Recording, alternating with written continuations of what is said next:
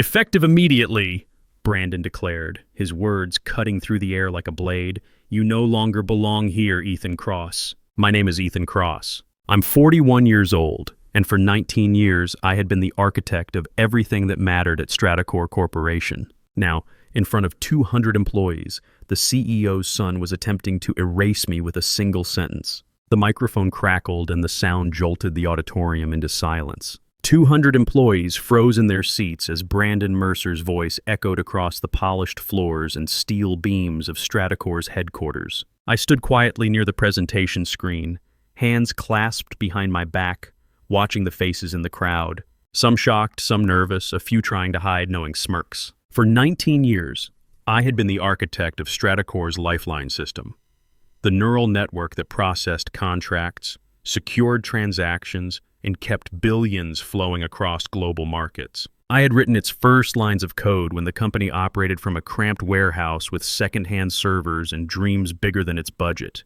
But there was something Brandon didn't know. Something Richard Mercer, his father and CEO, had never suspected in all these years of walking past me in corridors, of taking credit for my innovations in board meetings, of treating me like expensive furniture. I wasn't just an employee, I was an investor, a founding investor. Back when Stratacore was nothing more than ambition stitched together with determination and caffeine, I had taken my modest savings, every dollar I could scrape together as a young engineer fresh out of MIT, and bought a small percentage of the fledgling company.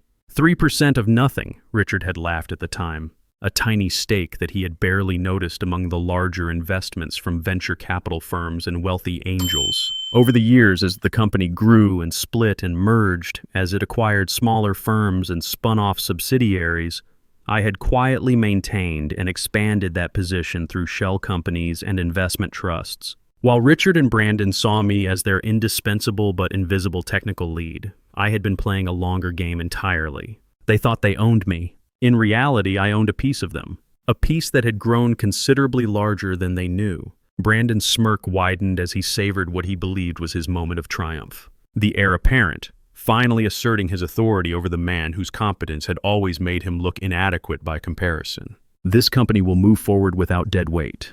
The irony was delicious. Dead weight.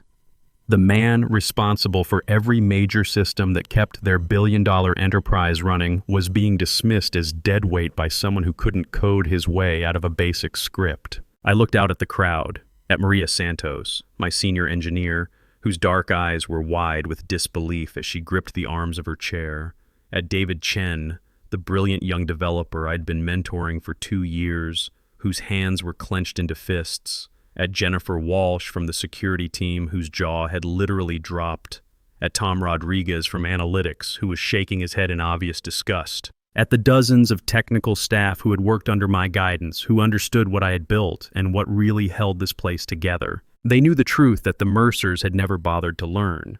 Without me, Stratacore didn't just lose an employee. It lost its heartbeat. Then I smiled, not the broken expression of a dismissed employee, but something else entirely. Something that made several people in the front row shift uncomfortably in their seats. "Is that so?" I said quietly, my voice carrying clearly in the silent auditorium despite its conversational tone. "Well then, good luck with that." The confidence in my tone seemed to unsettle Brandon for a moment. He had clearly expected pleading or anger or at least some kind of fight. Instead, he got calm amusement, as if I knew something he didn't. Which, of course, I did. "Security will escort you out," he added, trying to regain his theatrical momentum. I nodded once, straightened my jacket, and began walking toward the glass doors at the back of the auditorium. As I passed Maria's row, I caught her eye and gave the slightest nod.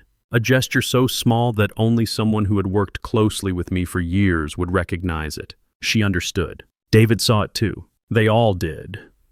The moment I stepped outside into the crisp morning air, feeling the weight of 19 years lifting from my shoulders, I pulled out my phone and began making calls. The first went to James Harrison, a fund manager whose career I had quietly helped resurrect 3 years ago when a bad tech investment had nearly destroyed his reputation. "James," I said simply when he answered. "It's Ethan. I need you to sell your Stratacore position when the market opens." "All of it." "Ethan? I thought you were at the company presentation this morning." "Wait, sell? But your guidance has always been solid on Stratacore." "What's changed?" "Everything. Trust me on this one." There's going to be a storm, and you don't want to be caught in it. There was a pause. James had learned over the years that when Ethan Cross called with investment advice, you listened. How big a storm are we talking about? The kind that sinks ships. The second call went to Patricia Wong, whose pension fund held significant Stratacor stock. The third to Marcus Rodriguez, who controlled a major institutional investment portfolio. The fourth to Sarah Kim, whose hedge fund had made enormous profits following my previous recommendations. Each conversation was brief, professional, and carried the weight of years of built trust and proven results. These weren't casual acquaintances. They were people whose success had been built in part on listening when I spoke. People who had learned that Ethan Cross didn't make casual recommendations. Sell everything today, before noon if possible. By the time I reached my car in the executive parking garage, a privilege I had earned but would no longer need, I had contacted 16 major shareholders. Investors who controlled, collectively, nearly 30% of Stratacor's outstanding shares. Back inside the building, the first signs of trouble were already emerging. Maria stared at her monitor, watching as transaction queues began to slow. Error messages that had never appeared before started popping up in system logs. David refreshed his dashboard repeatedly, confusion creasing his brow as system responses grew sluggish and then stopped altogether. "Something's wrong with the lifeline," Maria whispered to the engineer beside her, keeping her voice low enough that the managers wouldn't overhear. But it wasn't wrong. It was working exactly as designed. Working for its true architect. The system I had built over 19 years wasn't just code. It was an extension of my understanding of the business, my knowledge of its patterns, my fingerprints on every critical process. I had designed it with layers of security and authentication that went far beyond standard protocols. The Lifeline system had always been more than a transaction processor. It was a living thing in its way, designed to protect not just data, but the integrity of the work itself. And when its creator, the man whose biometric signatures were woven into its deepest security layers, walked out those doors, the system began its own quiet rebellion. Authentication failures cascaded through the network. Processes that had run smoothly for years suddenly required approvals that no longer existed. The Lifeline didn't crash. That would have been crude, obvious. Instead, it became gradually, systematically uncooperative. At 9:30 a.m., when the markets opened, Stratacor's stock price began its descent. Richard Mercer was in his corner office, reviewing quarterly projections and basking in what he thought was his son's successful assertion of authority, when his assistant burst through the door without knocking. "Sir, you need to see this, right now." The financial news networks were already picking up the story. "Unusual selling pressure on Stratacor Corporation," the anchor was saying as charts showed the stock price dropping in real time. "Volume is extremely high for this time of morning." Richard's phone rang, then rang again, and again. "What do you mean you're selling?" He barked into the receiver at Harrison. "James, we've been partners for 15 years. But Harrison's voice was calm, decisive, tinged with the confidence of a man following advice from someone he trusted completely. "Sorry, Richard. Got a tip from someone whose judgment I've learned to respect. Market's about to turn ugly for you." "A tip? From who?" "Someone who knows your business better than you do, apparently." Similar conversations were happening across the financial district. Major shareholders, spooked by urgent warnings from their most reliable source, were dumping their positions with an efficiency that spoke to years of trust and proven results. The sell-off created its own momentum, triggering algorithmic trading systems and stop losses as the stock price fell through support level after support level. By 10 a.m., Stratacor had lost 20% of its value. By 10:15, trading had been halted twice due to volatility. By 10:30, the Lifeline system had gone into what appeared to be a cascading failure mode, with critical processes grinding to a halt across the entire enterprise. Brandon stormed into the technical floor, his earlier confidence replaced by panic and a sheen of sweat across his forehead. "Fix it!" he shouted at the assembled engineers, his voice cracking with stress. "Whatever's wrong with the system, fix it now." Maria looked up from her workstation, her expression carefully neutral but her eyes sharp with understanding. "We're trying, sir, but the system seems to be rejecting all administrative overrides." "That's impossible." "I have full administrative access!" David, barely containing his emotion and the urge to say what everyone was thinking, spoke up with deliberate calm. The Lifeline was designed with unique security protocols, multi-layered authentication systems, Only the original architect has full system privileges. The implication hung in the air like smoke from a fire no one wanted to acknowledge. Brandon's face flushed red, the color creeping up from his collar. He sabotaged it! That bastard sabotaged us before he left. But Maria shook her head, her voice steady and professional. No, sir, the system is functioning exactly as designed. It's designed to protect itself and the integrity of the data and us. Jennifer Walsh from security, who had been monitoring the system failures, added quietly, "The authentication logs show no unauthorized access, no code changes, no sabotage.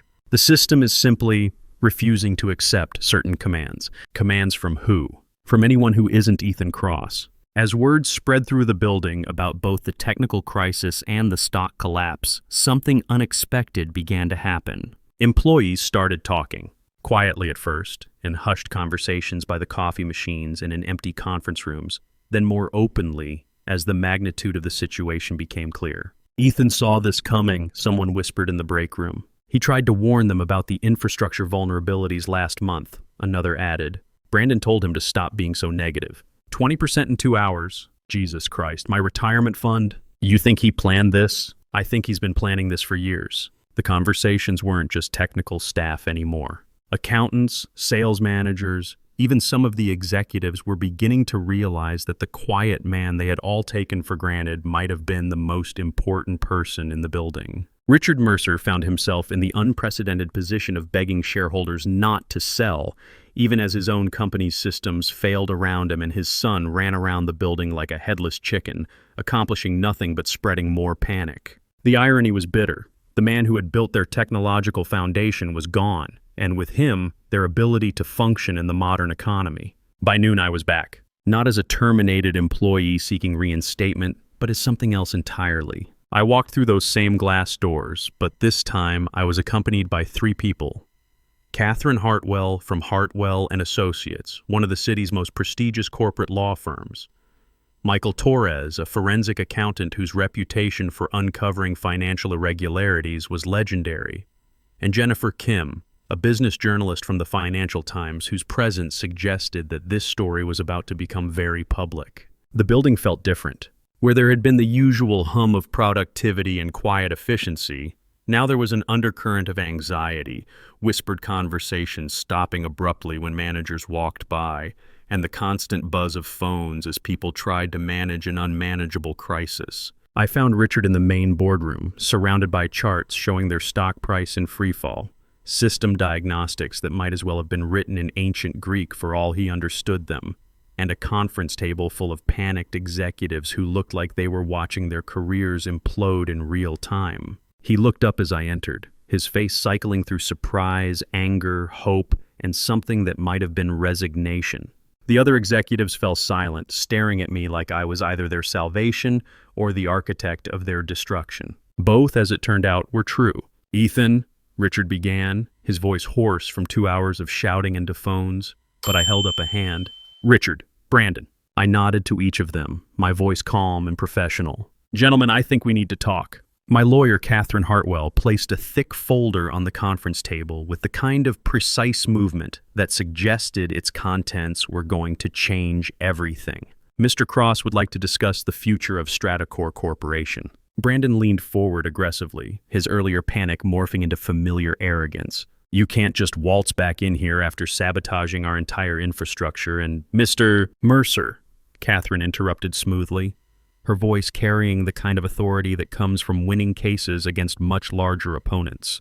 "I'd strongly recommend you review the documents before making any accusations you might later regret." Richard opened the folder with trembling hands, his reading glasses perched on the end of his nose. His face went pale as he read the first page, then paler as he continued to the second. When he spoke, his voice came out as barely a whisper. "You own 14% of the company." I nodded, settling into a chair across from him. "I was one of your first investors, Richard. Back when Stratacore was nothing but potential and caffeine. You remember 3% of nothing, you called it. Over the years, through various acquisitions, stock splits, and careful market movements, that position has grown considerably. But 14% isn't controlling interest," Brandon sputtered, grasping for any foothold in a conversation that was clearly spiraling beyond his control. Catherine smiled, the expression of a chess player who had been thinking several moves ahead for quite some time. Perhaps not, but combined with the positions of Mr.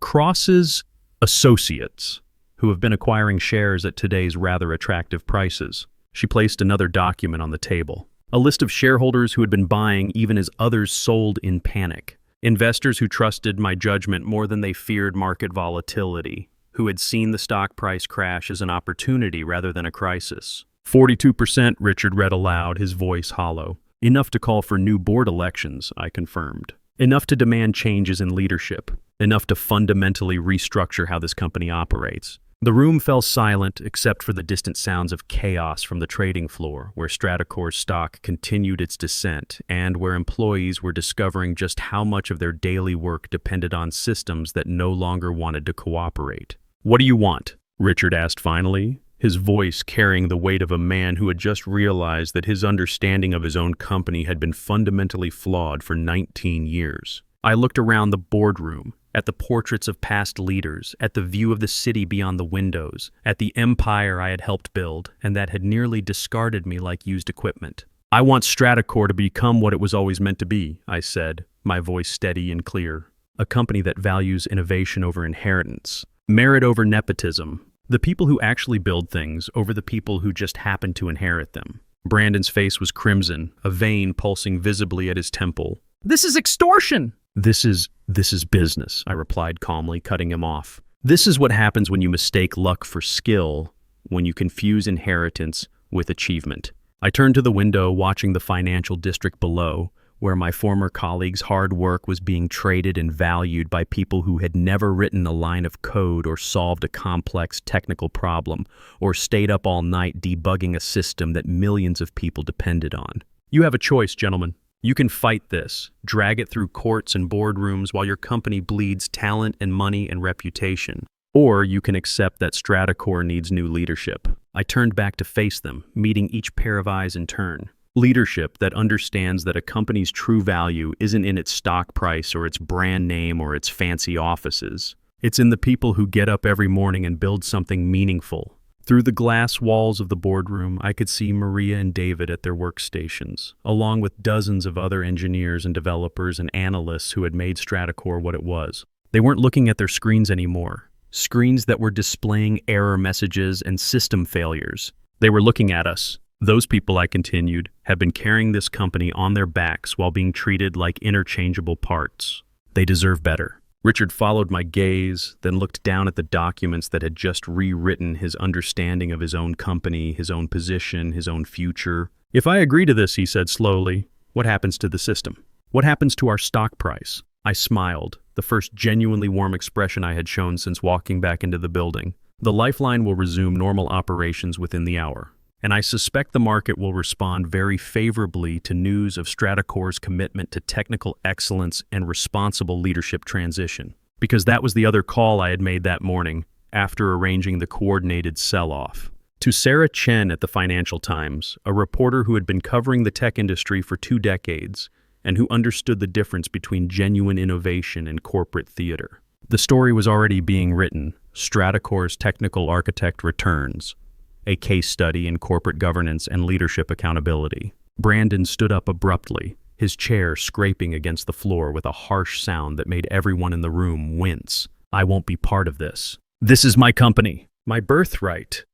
I looked at him with something approaching sympathy, though not much. "No, Brandon, you just worked here. You never understood the difference between owning something and building it, between inheriting authority and earning respect." He stormed out, slamming the door behind him hard enough to rattle the glass walls. Richard watched his son leave, his expression unreadable, then looked back at me with tired eyes that seemed to age in real time. 19 years, he said quietly. 19 years you were right here, building everything we depended on, and I never really saw you. You saw what you chose to see, I replied, not unkindly. But it's not too late to choose differently. An hour later, as promised, the Lifeline system hummed back to life. Transactions that had been frozen began processing with their usual efficiency. Error messages disappeared from screens across the building. The digital heartbeat of Stratacor resumed its steady, reliable rhythm. And in offices and trading floors across the financial district, People began to notice that maybe, just maybe, there was more to this story than a simple technical glitch in market volatility.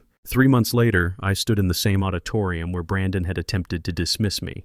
But this time, I was the one at the podium, addressing the company as its new Chief Technology Officer, Chief Innovation Officer, and largest individual shareholder. The transformation had been swift but thorough. Maria sat in the front row, now Director of System Architecture, her salary doubled and her authority finally matching her expertise. David was beside her, promoted to Senior Developer and already leading a team working on the next generation of Lifeline improvements. The rest of the technical team filled the first several rows, no longer invisible in their own company, no longer treated as expensive but replaceable equipment. Stratacore has always been about connections, I began, looking out at the faces, some familiar, some new, all focused on what came next rather than what had been lost. Connections between markets, between people, between ideas and execution.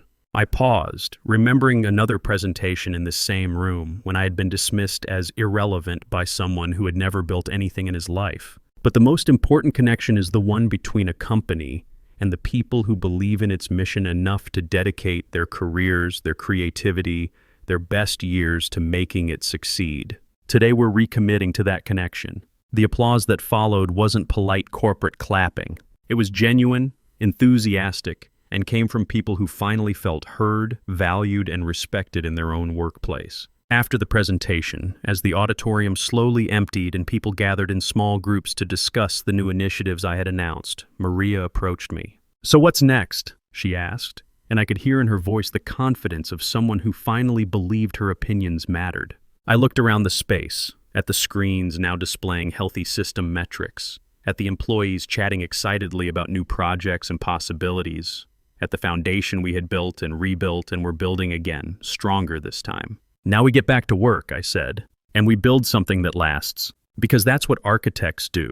We design structures that can weather storms, that serve their purpose long after we're gone, that grow stronger under pressure rather than weaker. Sometimes that means starting from scratch. Sometimes it means knowing when to tear down what doesn't serve the mission and rebuild from a stronger foundation. And sometimes it means understanding that the most powerful move isn't walking away.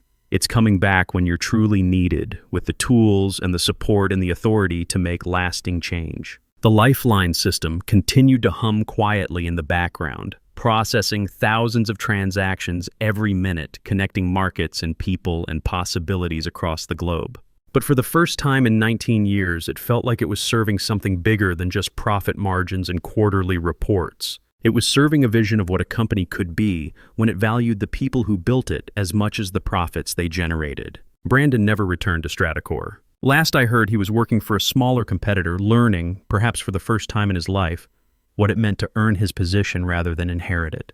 The experience was reportedly humbling. Richard stayed on as chairman emeritus, focusing on strategic partnerships and external relations while letting people who understood technology make the technical decisions. It was a role that suited him better than he had expected, and he seemed genuinely relieved to be free of the daily operational pressures he had never fully grasped. And the 14% that had started it all? It grew into something much more valuable than a stock position. It became proof that sometimes the most patient investment is in yourself, in your own worth, your own vision, and your own ability to build something that matters more than money. The markets eventually rewarded that patience. Stratacore's stock not only recovered, but reached new highs as investors recognized the value of competent technical leadership and sustainable innovation practices. But more importantly, so did the people whose careers and livelihoods depended on having leaders who understood the difference between owning something and actually caring for it. In the end, the greatest return on investment wasn't financial.